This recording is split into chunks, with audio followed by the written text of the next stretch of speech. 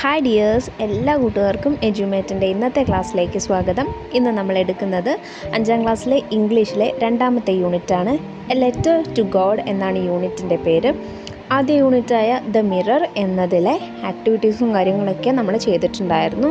ചാപ്റ്ററും ആക്ടിവിറ്റീസും എല്ലാം ചെയ്തിട്ടുണ്ടായിരുന്നു. നമ്മൾ അടിപൊളിയായിട്ട് പഠിച്ചു തീർത്തതാണ് ആ ചാപ്റ്റർ. ആ ചാപ്റ്റർ കാണാത്ത കൂട്ടുകാർ വേണമെങ്കിൽ ഡിസ്ക്രിപ്ഷൻ ബോക്സിൽ ഞാൻ ലിങ്ക് കൊടുത്തേക്കാം, കണ്ടു നോക്കുക. അതല്ല എന്നുണ്ടെങ്കിൽ STD 5 എന്നുള്ള പ്ലേലിസ്റ്റിൽ പോയി നോക്കിയാൽ നിങ്ങൾക്ക് എല്ലാ വീഡിയോസും ലഭിക്കുന്നതാണ്. ചാനൽ ആദ്യമായി കാണുന്ന കൂട്ടുകാരാണെങ്കിൽ ഒന്ന് സബ്സ്ക്രൈബ് ചെയ്ത് സപ്പോർട്ട് ചെയ്യാനും അതുപോലെ തന്നെ നിങ്ങളുടെ കൂട്ടുകാരിലേക്ക് ഇതിൻ്റെ ലിങ്കുകൾ ഷെയർ ചെയ്ത് കൊടുക്കാനും മറക്കല്ലേ.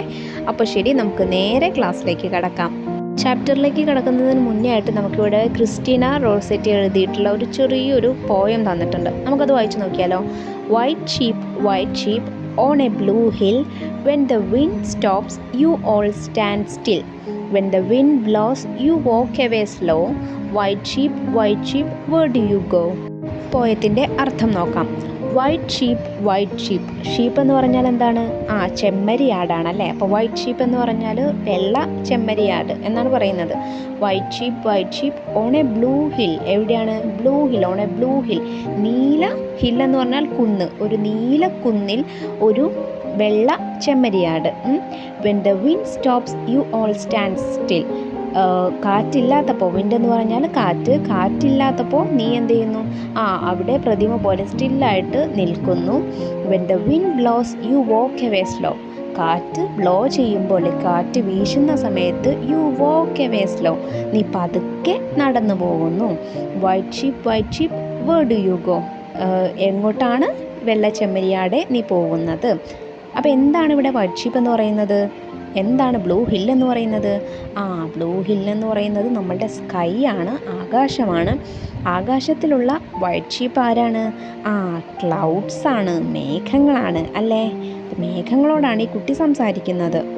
ഇനി അതിന് താഴെ നമുക്ക് 2 ചോദ്യം തന്നിട്ടുണ്ട്. ആദ്യത്തെ ചോദ്യം നോക്കിക്കേ.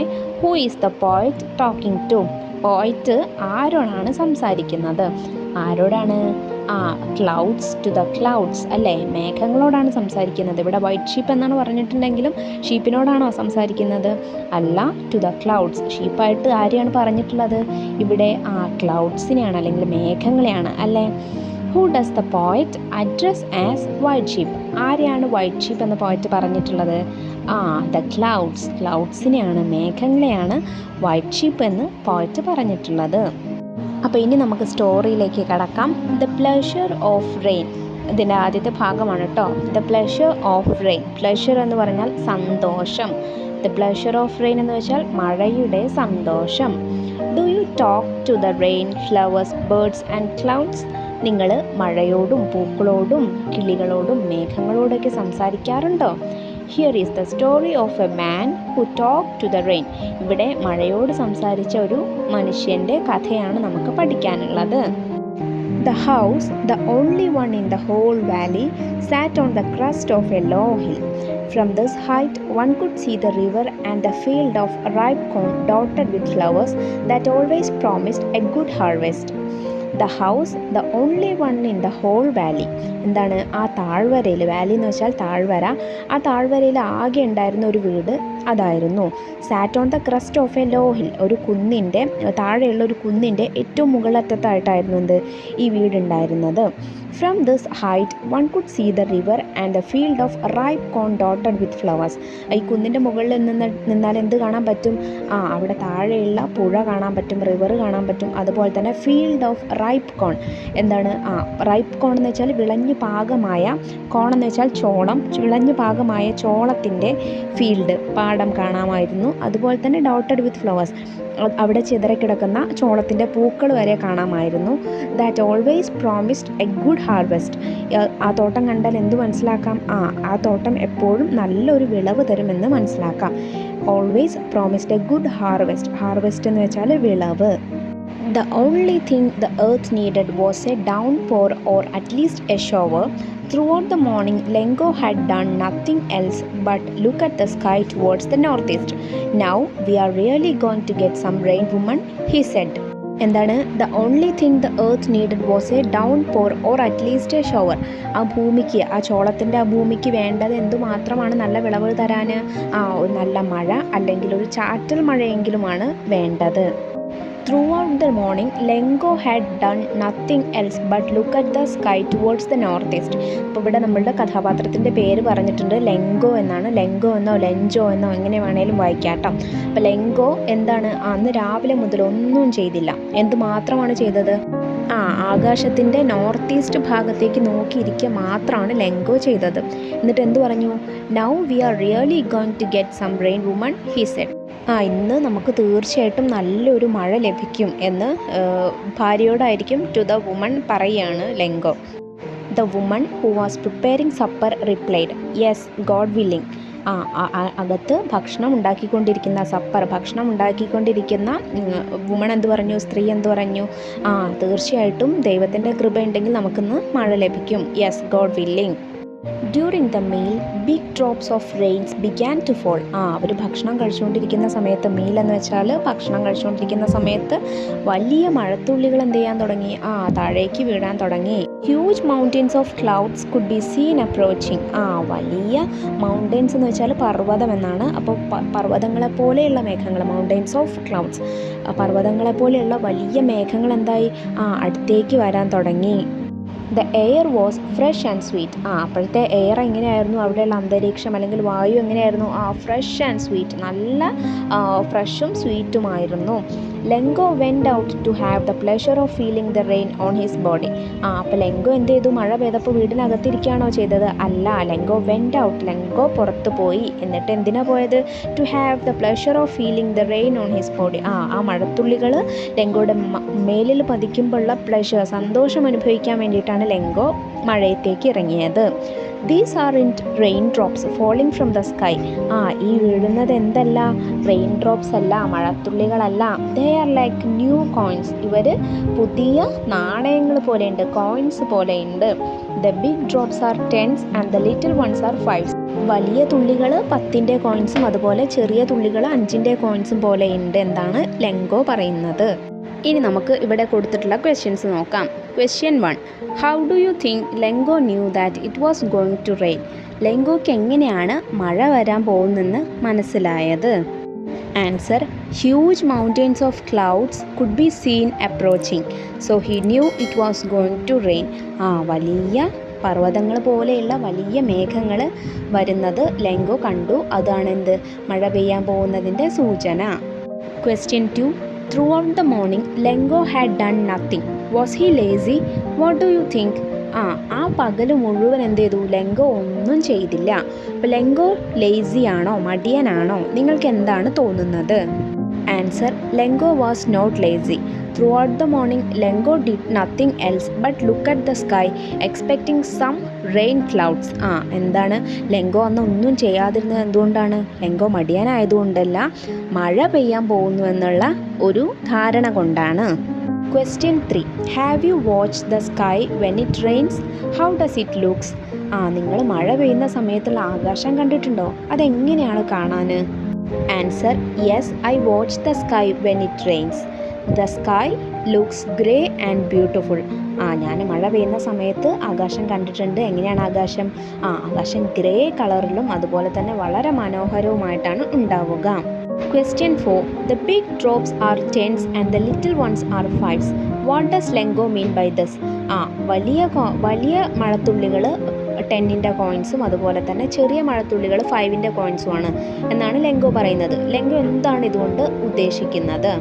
Answer: here Lencho was comparing the rain drops with 10s and 5 new coins. ഇവിടെ ലെങ്കോ ആ മഴത്തുള്ളികളെ 10ൻ്റെയും 5ൻ്റെയും നാണയങ്ങളോട് ഉപമിക്കുകയാണ് ചെയ്യുന്നത്. A night of sorrow. A night of sorrow. Sorrow എന്ന് വെച്ചാൽ എന്താണ്? ദുഃഖത്തിൻ്റെ ഒരു രാത്രി. He looked at the field of ripe corn with its flowers draped in a curtain of rain. അപ്പോൾ ലെങ്കോ എന്ത് ചെയ്തു?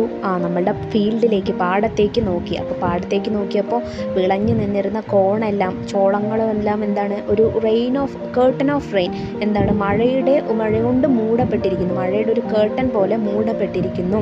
But suddenly a strong wind began to blow. പെട്ടെന്നൊരു വലിയ കാറ്റ് വീശാൻ തുടങ്ങി. Very large hail stones began to fall. വലിയ hail stones എന്ന് വെച്ചാൽ ആലിപ്പഴം, വലിയ ആലിപ്പഴം വീഴാനായിട്ട് വീണിട്ട് തുടങ്ങിയപ്പോൾ, ആലിപ്പഴം എന്ന് പറഞ്ഞാൽ എന്താണ്, ആൽമരത്തു നിന്നുള്ള പഴമാണോ? അല്ല. ആലിപ്പഴം എന്ന് വെച്ചാൽ വളരെ അപൂർവമായി കാണുന്നതാണ്. മഴത്തുള്ളികൾ ഐസ് കട്ടകളായിട്ട് താഴേക്ക് വീഴുന്നതിനെയാണ് നമ്മൾ ഹെയിൽ സ്റ്റോൺസ് എന്ന് പറയാം. It is really getting bad now exclaimed Lencho. Lencho എന്ത് പറഞ്ഞു? ഇപ്പോൾ ഇത് കണ്ടീഷൻ വളരെ അപകടമായിക്കൊണ്ടിരിക്കുകയാണ്. I hope it passes quickly. ഇത് പെട്ടെന്ന് തന്നെ നിൽക്കുമെന്നാണ് എനിക്ക് തോന്നുന്നത്. But it did not pass quickly. അത് പെട്ടെന്ന് തന്നെ നിന്നില്ല. It hailed for an hour on the house, the garden, the hill side, the cornfield and the whole valley. അത് പെട്ടെന്ന് തന്നെ നിൽക്കാതെ ഈ ആലിപ്പഴം എത്ര സമയത്തേക്ക്, ഏകദേശം 1 മണിക്കൂറോളം സമയത്തേക്ക് ഇത് താഴേക്ക് വീണുകൊണ്ടേയിരുന്നു. ഓൺ ദ ഹൗസ്, വീടിന് മുകളിൽ, ദ ഗാർഡൻ, പൂന്തോട്ടത്തിലേക്ക്, ദ ഹിൽ സൈഡ്, കുന്നിൻ ചെരുവിലേക്ക്, the cornfield and the whole valley, നമ്മളുടെ ചോളത്തിൻ്റെ പാടത്തേക്കും അതുപോലെ തന്നെ ഈ താഴ്വര മുഴുവൻ ഈ ഹെയിൽ സ്റ്റോൺസ് പെയ്തുകൊണ്ടേയിരുന്നു. The field was white as it covered with salt. ഈ പാടമൊക്കെ ഉപ്പ് പൊടിഞ്ഞതുപോലെ വെള്ള നിറത്തിൽ കാണപ്പെട്ടു. Not a leaf remained on the trees. മരത്തിലൊന്നും ഒരു ഇലകളും അവശേഷിച്ചില്ല. എല്ലാം ആലിപ്പഴമഴയിൽ മുങ്ങിപ്പോയി. The corn was totally destroyed. ചോളമെല്ലാം ടോട്ടലി ഡിസ്ട്രോയ്ഡ്, മുഴുവനായും നശിച്ചു പോയി. The flowers had disappeared from the plants. എല്ലാ ചെടികളിൽ നിന്നും പൂക്കളെന്തായി? ഇല്ലാതായി, ഡിസപ്പിയർഡ്, അപ്രത്യക്ഷമായി. ലെങ്കോസ് സോൾ ഫിൽഡ് വിത്ത് സാഡ്നെസ്. ലെങ്കോയുടെ ആത്മാവ്, സോൾ എന്ന് വെച്ചാൽ ആത്മാവ് എന്ന് വെച്ചാൽ ലെങ്കോയുടെ ഉള്ളു മുഴുവൻ എന്തായി? സങ്കടം കൊണ്ട് നിറഞ്ഞു. That night was a sorrowful one. ആ രാത്രി എന്തായിരുന്നു? വളരെ ദുഃഖകരമായ ഒന്നായിരുന്നു. This year we will have no corn. ഈ വർഷം നമുക്ക് ചോളമൊന്നും കിട്ടില്ല. Will all go hungry this year. നമ്മളെല്ലാവരും ഈ വർഷം വിശന്നിരിക്കും. ഹംഗ്രി, വിശപ്പ്. But in the hearts of all who lived in that solitary house there was a single hope. എന്താണ്? പക്ഷേ അവിടെ ജീവിക്കുന്ന ദാറ്റ് സോളിറ്ററി ഹൗസ്, ഒറ്റപ്പെട്ട വീട്ടിൽ, ഏകാന്തമായ വീട്ടിൽ ഉള്ള എല്ലാവരുടെയും ഹൃദയത്തിൽ, കുന്നിൻചെരുവിലാകെ ലെങ്കോയുടെ വീട് മാത്രമേ ഉള്ളൂ. അപ്പോൾ വീട്ടിലുള്ള എല്ലാവരുടെയും ഹൃദയത്തിൽ ഒരു സിംഗിൾ ഹോപ്പ്, ഒരു പ്രതീക്ഷ തോന്നി. Help from God. എന്താണ് ആ പ്രതീക്ഷ? ദൈവത്തിൻ്റെ സഹായം എന്നുള്ള ഒരു പ്രതീക്ഷ തോന്നി.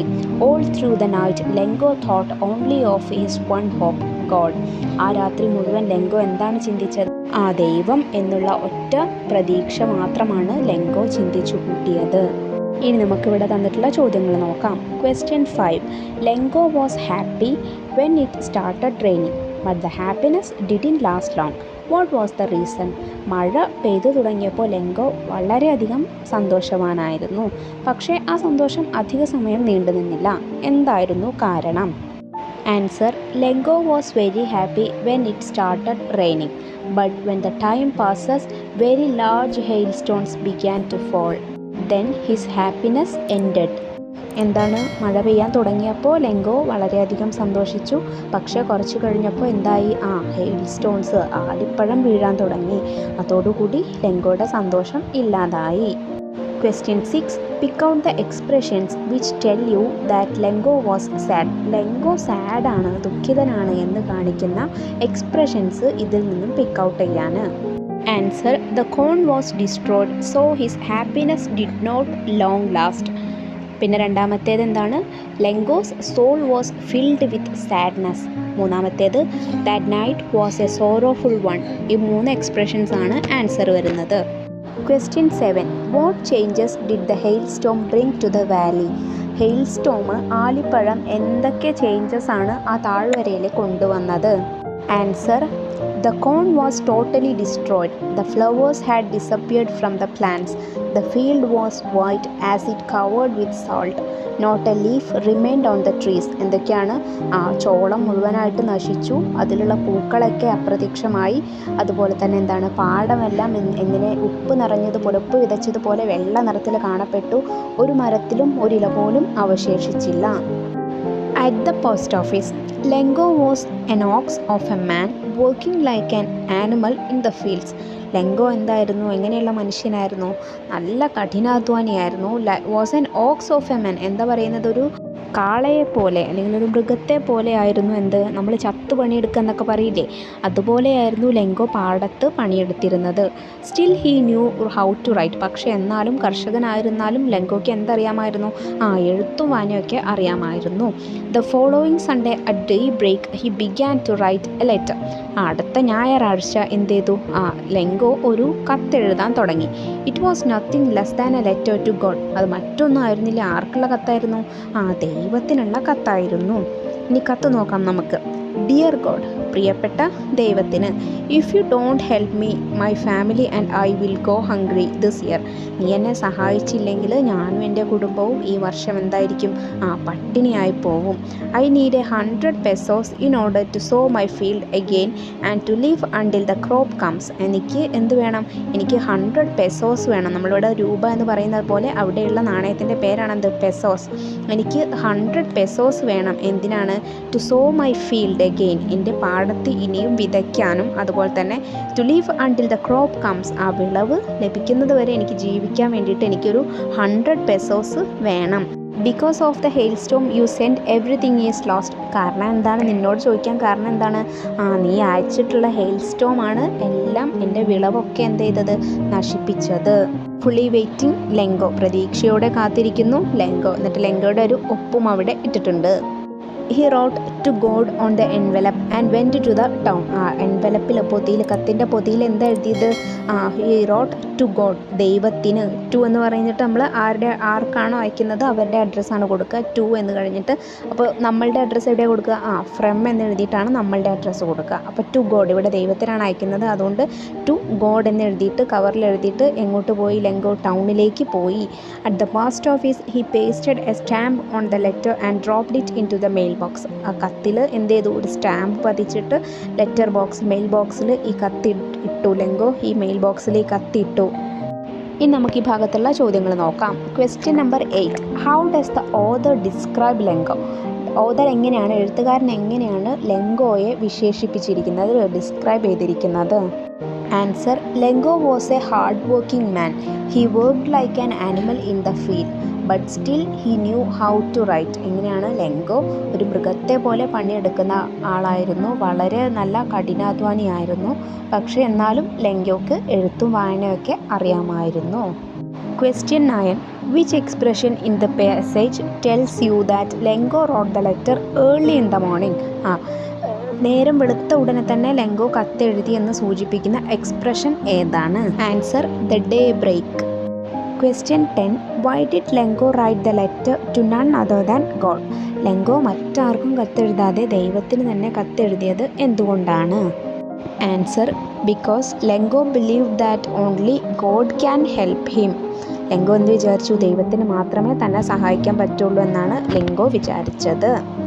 The postman went to his boss laughing heartily. എന്താണ്? പോസ്റ്റ്മാന് ചിരിച്ചുകൊണ്ട് തൻ്റെ ബോസിൻ്റെ അടുത്തേക്ക് ചെന്നു. He showed him the letter to God. ദൈവത്തിനായിട്ടുള്ള ഈ കത്ത് അയാൾ കാണിച്ചു കൊടുത്തു. The post master also broke in to a laugh. അത് കണ്ട് ബോസും എന്ത് ചെയ്തു? ചിരിക്കാൻ തുടങ്ങി. But immediately he turn serious.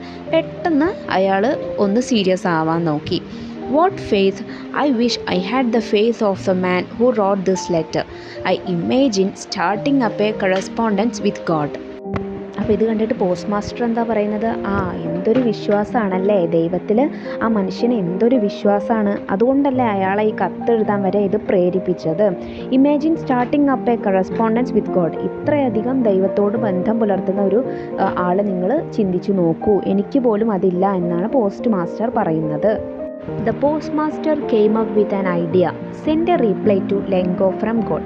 പെട്ടെന്ന് പോസ്റ്റ് മാസ്റ്റർക്ക് എന്ത് തോന്നി? ഒരു ഐഡിയ തോന്നി. Send a reply to Lencho from God. ദൈവത്തിൽ നിന്നാണ് എന്നുള്ള പ്രകാരം ലെങ്കോയ്ക്ക് ഒരു മറുപടി കത്ത് എഴുതാൻ. But he needed something more than good will, ink and paper to answer the letter. പക്ഷേ ലെങ്കോയ്ക്ക് നമ്മൾ കത്തെഴുതുമ്പോൾ മറുപടി എന്നുള്ളതിൽ ഉപരി ഒരു ഇങ്ക് അല്ലെങ്കിൽ മഷി അല്ലെങ്കിൽ പേപ്പർ എന്നുള്ളതിനൊക്കെ ഉപരി എന്ത് വേണം എന്നുള്ളത് നമുക്ക് നോക്കാം. He took A collection from the employees of the post office. എന്ത് ചെയ്തു? എംപ്ലോയീസ്, ആ പോസ്റ്റ് ഓഫീസിലുള്ള ജോലിക്കാരിൽ നിന്നൊരു കളക്ഷന്, പൈസയുടെ ഒരു കളക്ഷന് ഉണ്ടാക്കി. He himself gave A part of his salary. Post master അയാളുടെ സാലറിയിൽ നിന്നും, അയാളുടെ ശമ്പളത്തിൽ നിന്നും ഒരു ഭാഗവും കൊടുത്തു. അപ്പോൾ അവർ എന്തിനായിരിക്കും ഈ കളക്ഷൻ എടുക്കുന്നത്? ലെങ്കോയ്ക്ക് 100 പെസോസ് കൊടുക്കാൻ വേണ്ടിയിട്ടായിരിക്കും അല്ലേ? അതല്ലേ ലെങ്കോ ഗോഡിനോട് ആവശ്യപ്പെട്ടത്. അപ്പോൾ അത് കൊടുക്കാൻ വേണ്ടിയിട്ടായിരിക്കും അവർ ഈ പൈസ കളക്ട് ചെയ്യുന്നത്. But it was impossible for him to put together 100 pesos. He was able to send the farmer only 70 pesos. പക്ഷേ ഇത്രയും കളക്ട് ചെയ്തിട്ടും അവർക്ക് 100 പെസോസ് തികയ്ക്കാനായിട്ട് സാധിച്ചില്ല. 70 പെസോസ് മാത്രമാണ്, 70 പെസോസ് മാത്രമാണ് അവർക്ക് കിട്ടിയത്. He put the money in an envelope address to Lencho. അയാൾ എന്ത് ചെയ്തു? ഈ പൈസ ഒരു എൻവലപ്പിലിട്ടിട്ട് ലെങ്കോയുടെ അഡ്രസ്സിൽ എഴുതി വിട്ടു. He send A letter along with it. അതിൻ്റെ കൂടെ ഒരു കത്തും എഴുതി. It contain only A signature God. ആ കത്തിൽ എന്തായിരുന്നു? ഗോഡ് എന്ന് എഴുതിയിട്ടുള്ള ഒരു സിഗ്നേച്ചർ ഒപ്പ് മാത്രമായിരുന്നു ഉണ്ടായിരുന്നത്. ചോദ്യങ്ങൾ നോക്കാം. Question 11. Immediately after reading the letter the post master turned serious. Why? ഈ കത്ത് വായിച്ച് ചിരിച്ചുകൊണ്ടിരുന്ന പോസ്റ്റ് മാസ്റ്റർ പെട്ടെന്ന് സീരിയസ് ആയി ഗൗരവത്തിലേക്ക് വന്നു. എന്തുകൊണ്ട്? Answer: because the post master was surprised by the strong faith of the man. എന്താണ്? ആ മനുഷ്യന് ദൈവത്തിലുള്ള അതിയായ വിശ്വാസം ആലോചിച്ച് പോസ്റ്റ് മാസ്റ്റർ എന്ത് ചെയ്തു? സർപ്രൈസ്ഡ് ആയിപ്പോയി, അത്ഭുതപ്പെട്ടു പോയി. Question 12. Why did the post master take effort to collect money for Lencho? എന്തുകൊണ്ടാണ് ലെങ്കോയ്ക്ക് വേണ്ടിയിട്ട് പൈസ കളക്ട് ചെയ്യാം എന്നുള്ള തീരുമാനത്തിലേക്ക് പോസ്റ്റ് മാസ്റ്റർ എത്തിയത്? Answer: the post master knew well that Lencho would surely expect a reply from God. Lencho ദൈവത്തിൻ്റെ മറുപടിക്കായിട്ട് കാത്തിരിക്കുന്നുണ്ടെന്ന് പോസ്റ്റ് മാസ്റ്റർക്ക് നല്ല വിശ്വാസമായിരുന്നു. അതുകൊണ്ടാണ് അയാൾ എന്ത് ചെയ്തത്? ലെങ്കോയ്ക്ക് വേണ്ടിയിട്ട് പൈസ കളക്ട് ചെയ്തത്. Question 13. Why was it difficult for the post master to collect 100 pesos?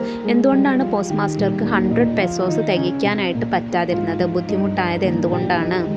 Answer: 100 pesos is a huge amount.